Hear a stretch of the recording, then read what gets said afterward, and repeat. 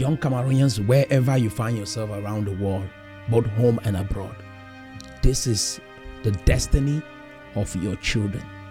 This is your destiny.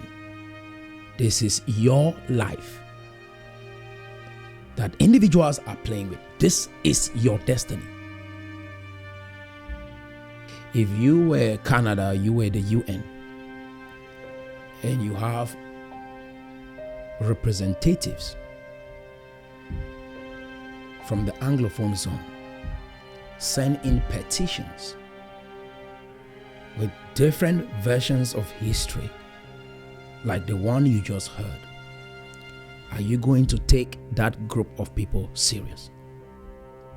No, I just want to ask you, if people come before you with a story or a case that they want you to address, and they come in presenting different versions of the same story, that is, these are a group of people that want transformation, but yet they don't have an accurate understanding of their own history. They cannot present a history that is accurate. These are individuals representing us, and they present this for the whole world to see.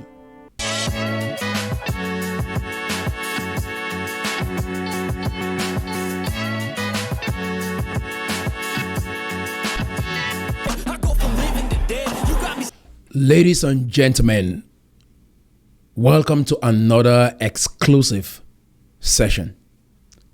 Today, we will be taking a deeper look into our nation, Cameroon. We'll be taking a deeper look into the Anglophone crisis, and we will be taking a deeper look into the Ambazonian movement. If you have not understood what we are doing here today, through this video, you will gain clarity. This platform is designed for Cameroonians below the age of 40. We believe that we can achieve peace, unity, freedom, and prosperity in Cameroon without violence. If you are above the age of 40 and you believe in this initiative that we can achieve peace, unity, freedom, and prosperity in Cameroon, then this video is for you. If you believe in violence, then this video is not for you. I would like for us to look at the clips that I'm about to share with you. We'll have some key members of this conversation, and you're going to listen to their perspective, understand why we have been struggling, understand the root cause of the Anglophone crisis, and most importantly, the way forward. You can articulate a problem all day long, but what is most important is the solution and a path that brings about resolution and results. A preemptive strategy is what we need in this generation. Our nation has been through a lot. We need a preemptive perspective that will enable us to weather this storm and be able to come out victorious. We are a great people. We have a rich heritage, and we have a destiny. And it is the responsibility of every Cameroonian, every Anglophone, every Francophone to uphold that responsibility. That is what government for, by, and of the people means. This new generation will be a generation of people who are self-governed.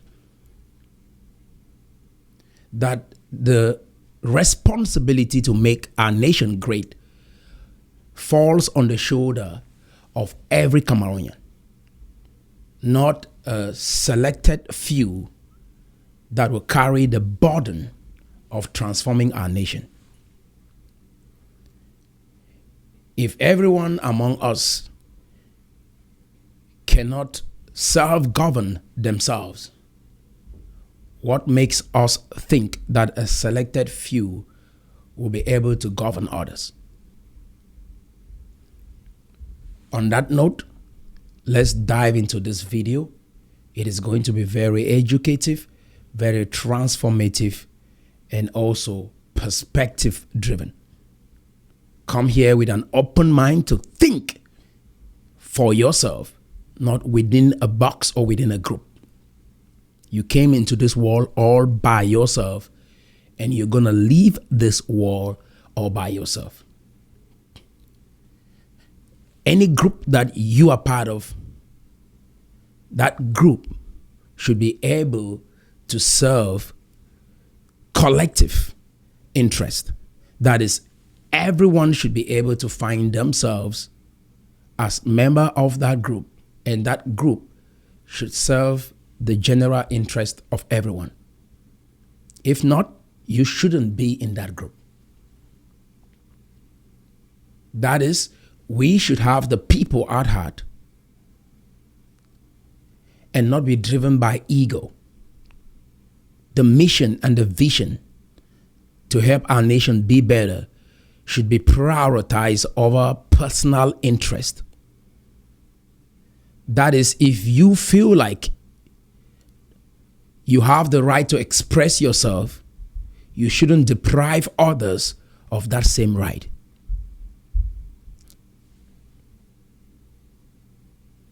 I want us to begin with the history of the Anglophones, the history of Cameroon.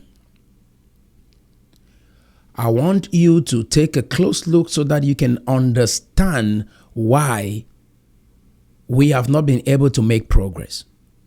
I want to start by saying the Anglophones had a valid claim from inception. What the lawyers and the teachers were advocating for was valid. There is an Anglophone crisis. But individuals with selfish interest hijacked this crisis and are taking us to a direction that none of us understand right now what is happening. And we are folding our arms, we fold our arms and watch this group of individuals or these groups hijack our nation. They've hijacked the plight of the teachers and the lawyers, and now they want to hijack the entire Anglophone zone. Again, it is a collective responsibility. Every Anglophone, every Cameroonian, it is your duty and responsibility to make that nation great. And if you cannot do that for yourself, what makes you think that you can do that for another? Let's take a listen. I'll make my analysis as we proceed.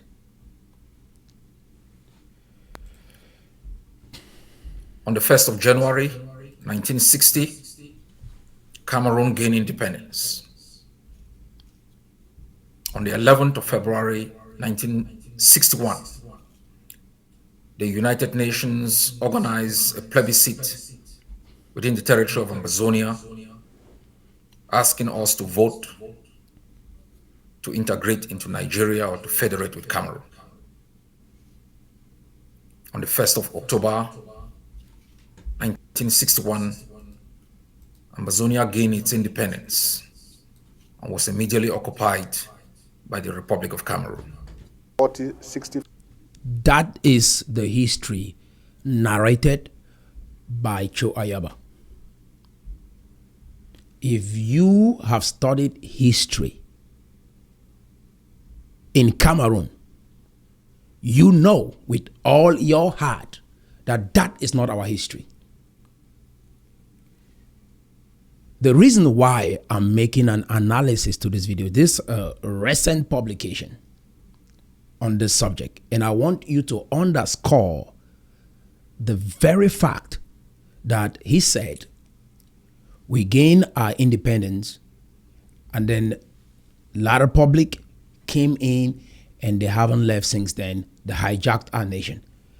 Is this an accurate explanation of our situation? Is this really an accurate explanation of our history?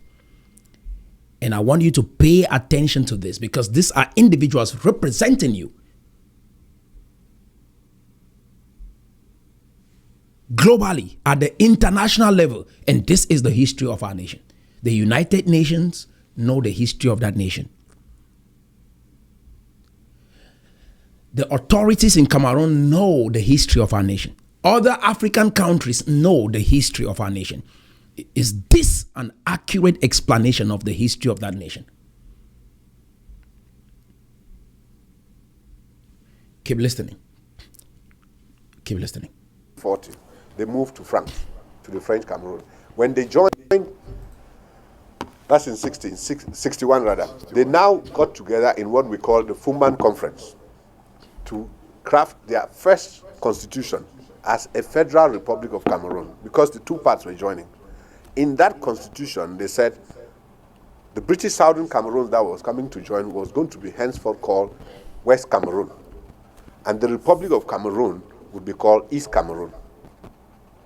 That's what came out of the Fumban Conference. Amadou Ahidjo was the head of the Republic of Cameroon that joined with the British Southern Cameroons led by Fonchak. And when they joined the two countries and formed the Federal Republic of Cameroon, Ahidjo became the president of the Federal Republic of Cameroon, and John Gu Fonchak was his vice. That's very important. That is another version of the history. You've heard the previous version. We got our independence, and then French-speaking Cameroonians came in and hijacked that independence, and they haven't left since then. You've heard another perspective of the history. I want you to look at your leaders and listen to them, because this is what will help us gain recognition at the international level. And you, as an Anglophone or as a Cameroonian, listening to the history of your nation being presented by acclaimed leaders, this is your history. And when they present a story like this before the international community, do you think they take us serious? They understand these are individuals with ego and self-interest. That is the history Seseko Ayok Tabe just presented early in 2016. I want you to listen to another version of that same history 1 year later from the same man. Because sometimes you might be asking the question, why is it that our leaders were locked up or they are in jail right now? What is going on? Honesty. If people will work with you or help you, the first thing is you got to be honest. I'm going to get to the root cause as to why we have been struggling in that nation, or as a group of people, the Anglophones. Why we have been struggling since the Germans left. It is important that you guys understand that. This problem did not start when we joined La Republic. This problem started before we joined La Republic. I will outline those problems so that us, young people, moving forward, we correct that. Not that we rewrite it, but we correct it. You've heard? That is the version of history Seseko Ayok Tabe presented in 2016. 1 year later, listen to what he says. 60 to 40, they voted to go and join the Republic of Cameroon. Even at that, you have to see that the ratio, the victory wasn't so massive, because they had the scars of Nigeria. They couldn't go back. That was on the 11th of February. On the 12th of February, the British Northern Cameroons voted overwhelmingly to stay in Nigeria. Because you have to remember, up to this moment, they are still part of Nigeria. It's the British Southern Cameroons that left in 1954. But the condition of us joining the Republic of Cameroon was such that The two nations were asked to go into a conference, which for historical reasons is called the Fumban Conference. It is at the Fumban Conference where those two nations were going to come and iron out their constitution of the two nations and eventually become one nation. But what happened in that conference was very significant, because by the time our forefathers got to the conference, Mr. Ayijo, who was president of the Federal Republic of Cameroon, came with a pre-prepared constitution. And he said, well, you know, we have worked on this constitution, so we might as well adopt it. Thanks to the wisdom of our forefathers, they said, well, if you have worked on it, the least we can do is take it to our own parliament to be debated and accepted. All of this was happening in April of 1961. They took the constitution back home, and before they even had a time to debate it and accept it, 30th of September had caught them, and the United Nations had given Britain the 1st of October as a date when they had to hand over the independence of British Southern Cameroons. And without any preparation, the British invited Mr. Ayijo. He landed in Tico on the 30th of September 1961. And on the 1st of October, his military marched into our country, and they have taken over till today. That is another version of that same history 1 year later. And I encourage you to consistently rewind this video, play it, so that you can have perspective and study for yourself. Because I've read comments of individuals who come here and say, I don't know what I'm talking about. I wanted to have these conversations with your leaders, those who started this movement, their perspective on history and what they are saying. You see how it keeps changing? You think if you go before a foreign nation, say the UN, United States or Canada, they watch clips that you put online. That is Seseko Ayoktabe having an interview with a foreign official. The same history that we all know presented from three different perspectives right now. Cho Ayaba said one thing, Seseko Ayoktabe in 2016 said something different, and in 2017 he said completely something different. Just rewind it. The Fumban Constitutional Conference, prior to that conference, Foncha was given a proposed constitution from Amadou Ayijo to go study with his people. He hid that constitution. He did not present that constitution to his people. The people arrived at the Fumban Constitutional Conference and they were looking at that constitution for the very first time. That should be underscored. And observing this and looking at the motivations of these individuals, the founders, someone like the man who actually came up with the whole idea of Ambazonian that we've been rallying behind, and many people think like, oh, where did this idea come from? Because I'm looking at the root cause of the problem. The root cause of a problem is very, very essential. Gorgin Dinka studied law in the UK, came back home with a philosophy that was so prevalent in the West. Young people were rising up, they were radicals. They were trying to obstruct the status quo. He was in his 30s at the time. And Martin Luther King started a movement here in the United States of America. Nelson Mandela in South Africa. This was something going on at the time. And I want to let you know, underneath this philosophies is Marxism, is egalitarianism, all of these radical ideologies that have been so prevalent in the West. And that is why sometimes you look at these individuals, they are delusional, because why? They are loyal to their cause than they are loyal to the people. Their ego and their positions and power that they are pursuing is more important than you.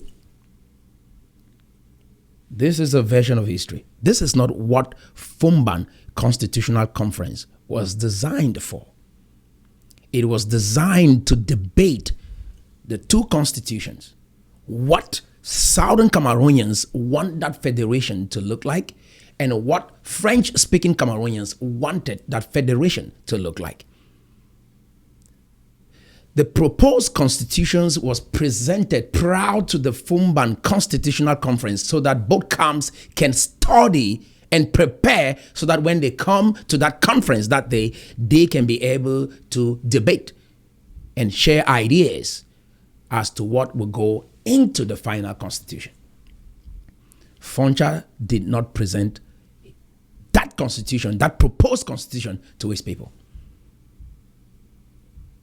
But yet, Ayijo gave them time to study the proposed constitution during that conference. There were multiple tripartite conferences, some held in Boya, others in Bamenda. The Bamenda All-Party Conference, they don't talk about that. There was the Bamenda All-Party Conference. That Bamenda All-Party Conference, prior to the Fumban Constitutional Conference, was designed for the Anglophones to come together and study the proposed constitution. Foncha did not present that document.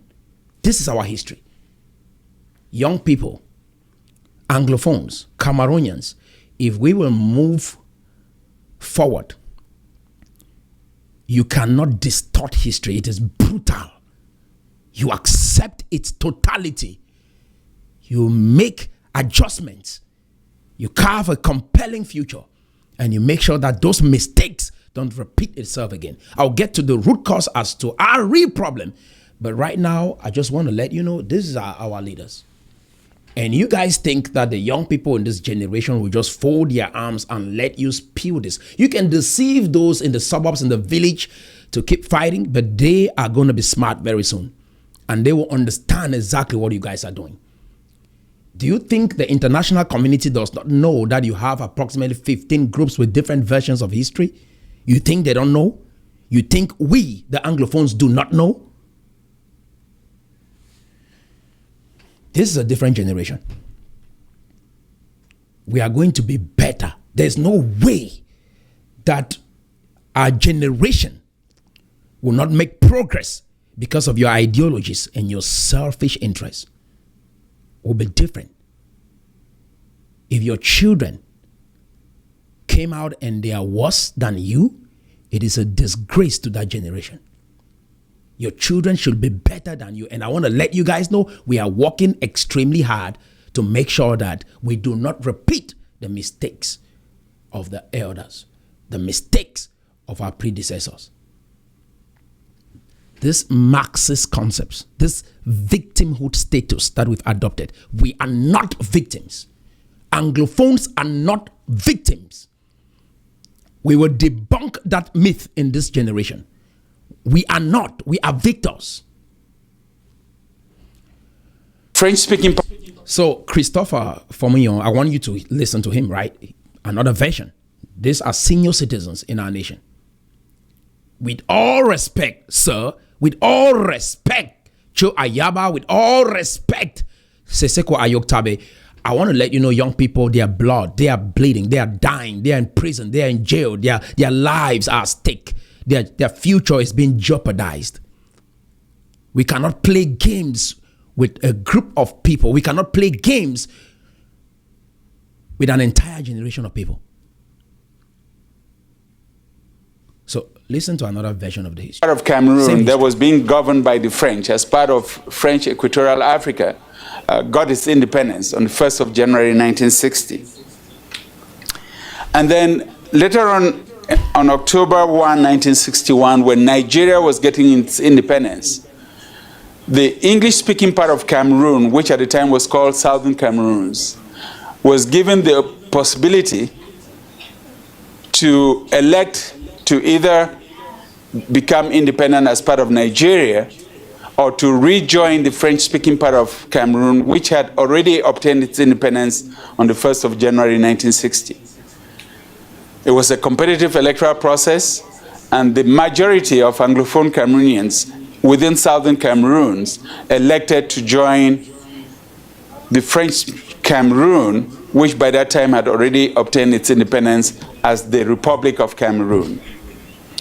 And through that plebiscite decision, as the two parts of Cameroon came together, they agreed to form what was called the Federal Republic of Cameroon, having gone through talks between the two parts in Fumban to come out with the Federal Republic of Cameroon in 1961. You heard about the talks? They've gone through talks.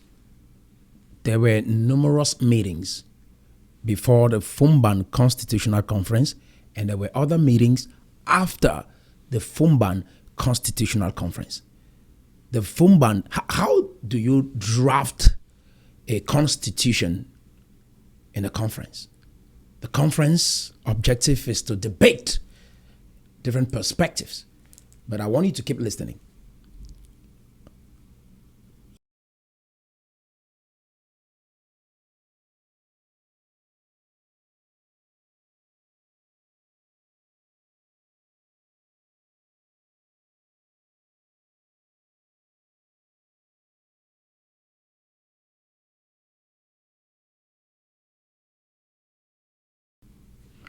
With a constitution that said that the cultural identities of both sides would be respected. Rejects dialogue. So Christopher Fomunyo has a different perspective of that same history.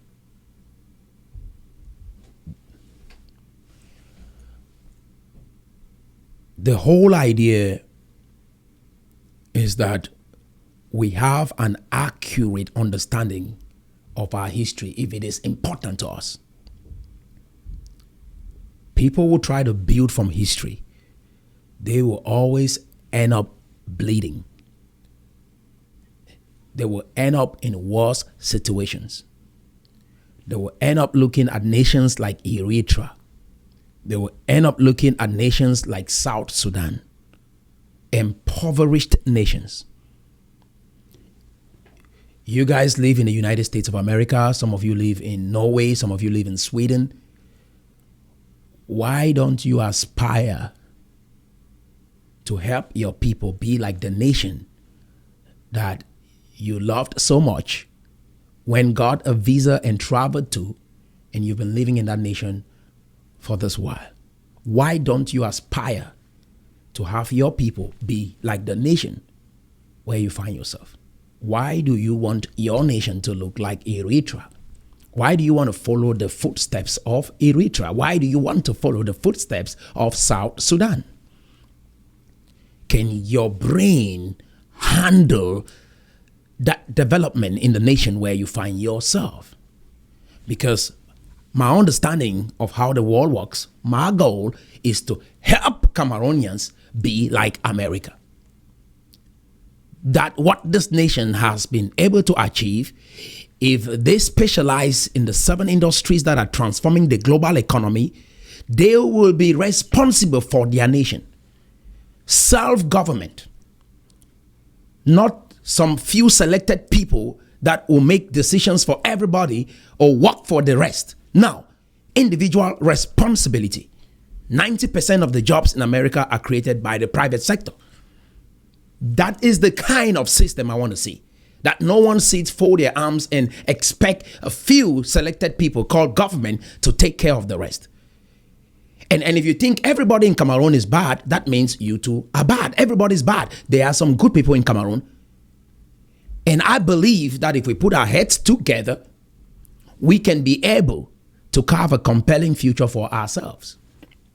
The Jewish people, regardless of the government of the nation where they find themselves, they are extremely successful. Do your research on that. You don't desire that for yourself. You don't desire that for your nation. You don't desire that for your people. You see that and you think it's out of the norm. These are human beings with 2 legs and 2 hands. And if they can achieve it, don't you think your people can achieve that as well? Why can't we aspire for the greater good of our people? Why don't you see our people becoming better, standing out of the crowd and carving a compelling path in Africa that the rest of the world can marvel when they look at how we do things? This is the generation.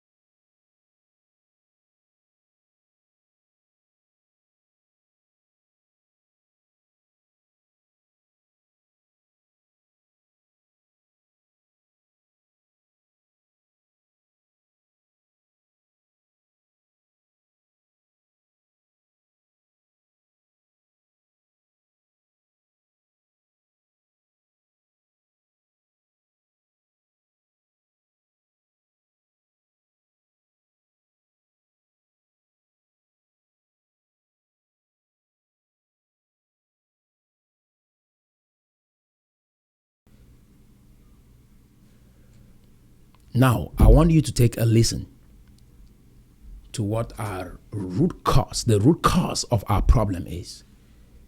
The root cause, before we even joined French-speaking Cameroonians, that same problem has been plaguing us. It has been transferred from one generation to another. And in this generation, we say it stops here. It stops here. And we will do everything possible to ensure that it stops here. That is what it means to break generational curses. That you say it stops here. Take a listen. The Republic of Cameroon thinks that they can kill everybody to submission. So, in the case of Ambazonian, wouldn't there be the need for the United Nations to propose such a referendum? The key word, I actually agree with you, absolutely, is united. That is one of the reasons that I have been so adamant in encouraging the community to be united in its point of view, because to get to the point that you are mentioning right now, it is so critical for the community to advocate to the United Nations and to allies around the world, and yes, even to the government at Yaoundé, what the community wants. Because I guarantee you that the government in Yaoundé would pay attention much more if the Southern Cameroonian community comes to them with a united voice. And it goes to the United Nations with a united voice. And it goes to the governments of the United States and the United Kingdom and Canada and Germany and the European Union with a united voice. That is why that is the first critical element, because before the community can take step one, it has to speak with a united voice. Do you hear that? They have to speak with a united voice. The question is, are they united? They will beat around the bush, try to turn stones into bread, than address this key issue. The root cause of our problem, even before we joined French-speaking Cameroonians. It is also the reason why we were never granted independence as a separate nation. It's because we are divided. And a group of people that are divided will always have different versions of history, will always set up confusion, will always mislead the people, will always fight among each other, and therefore will be of no good to anyone. This problem is the root cause of our demise. It started Foncha, Ndele, Muna, they never got along. They could never agree on one thing and work together as one. And yet, they undermine this very aspect. For those who are biblical scholars, you know that when Moses was being given the 10 Commandments, the first thing was, hey, Israel, the Lord your God is one. One. Can two walk together unless they agree? One.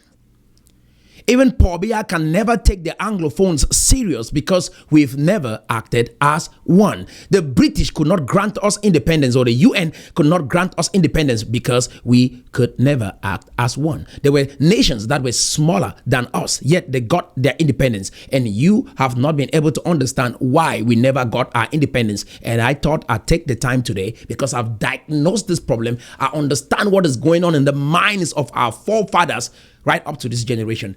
We've never been able to act as one. The Francophones were not divided as we are before we joined them. We came in with the spirit of division. It started with our forefathers. Dear Cameroonians, dear Anglophones, we should be able to cultivate a spirit of unity. It is a command that any betrayer or anyone that dares to betray us in this generation, in this new movement, should be outed, should be identified, so that the entire community knows who that individual is. We will not tolerate disunity. This self-interest and ego, if your idea is good, ensure that you persuade others in the best way possible to take your idea. If they reject it, move along with what the entire group has accepted. Is this making sense? That is why America works. People have different opinions in here, but the best ideas are implemented and everybody goes along with that. UK is a great nation. There are people in the UK with different ideas, even within the parliament.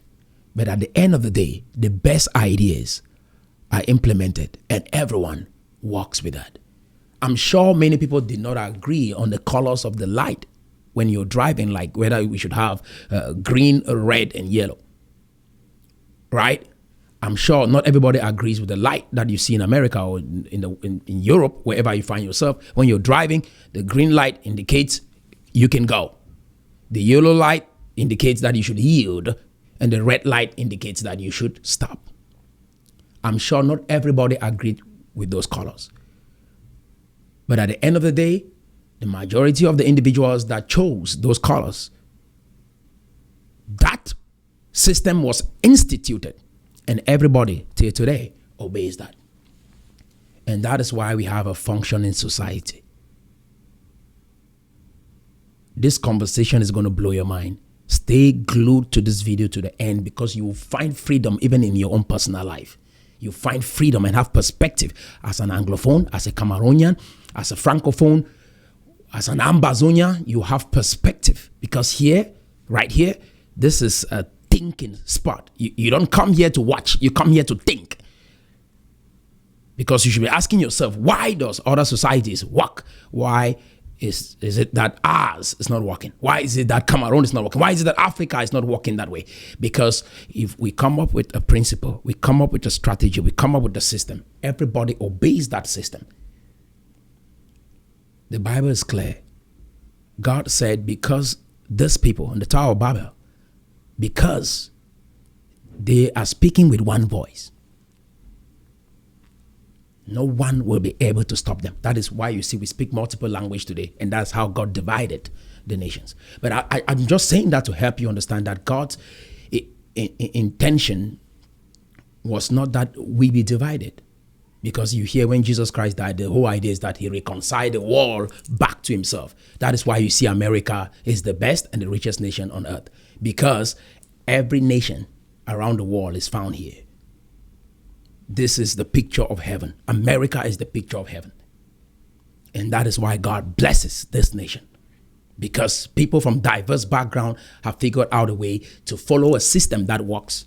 And everybody abide by the laws governing that system. That is why this nation works. And if Cameroon will work, we should find a way to work with our French brothers. We should find a way to accept foreigners in our nation, because they will come in with great ideas. We should learn how to work as one, create systems that everybody is governed by those systems, and we'll be able to make progress. And that is why maybe some of you don't get the philosophy. You want a cage in your own little corner. But the whole idea is when people find a way to be inclusive, unity in diversity, under a system that works, that kind of nation functions. Any other idea, we don't have any track record. We don't have any historical record of any nation in this 21st century that has thrived using this kind of system and this kind of thinking. So that is the international community. They will come back home and tell you otherwise. And he's saying the reason is you guys are disunited. Foncha and Mona, they transferred it to Chris Anucho, Ayaba, Seseko Ayok Tabe, and the rest. And they still have that spirit of disunity, and yet they're trying to lead people. That spirit, we got to uproot it in this generation. We have to uproot it in this generation. You can be right. You can have a valid claim, of which the teachers and the lawyers had a valid claim. The Anglophone have an issue. Yes, that is true.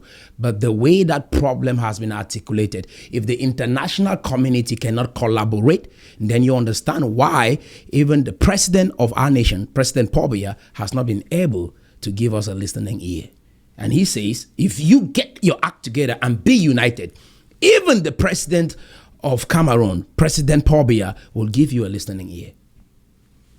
We cannot have you guys coming like this. One day we see someone else with a different version of history. The next day we see another individual claiming that they represent another group with a different version of history. We have social media platforms broadcasting this information on a daily basis, and we feel like it is okay. You can be marginalized, but the way you go about presenting that will determine if people will even give you a listening ear. You can be right, but the way you articulate that will determine if people will give you a listening ear. You might be right and yet fail. You might be unjustly treated, but yet no one pay attention to your plight. Learn, young people.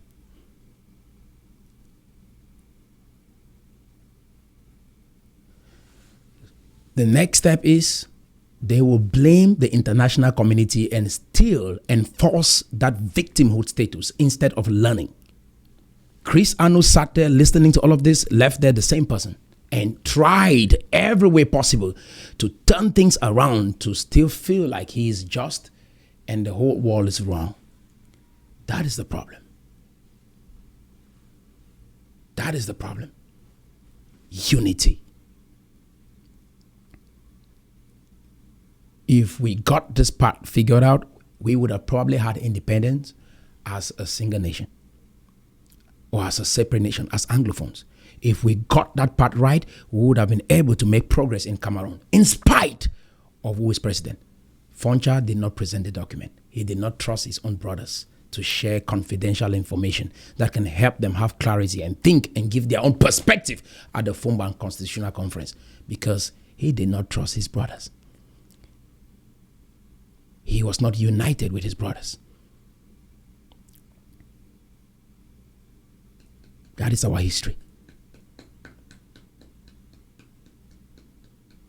And ample time was given. You can go about saying the time was little, but the very fact that he did not present the documents so that his people can study and they work together as one. Before the community can take step one, it has to speak with a united voice. All right, if you like this video, you're gonna like this other episode, and you can watch it by clicking right here.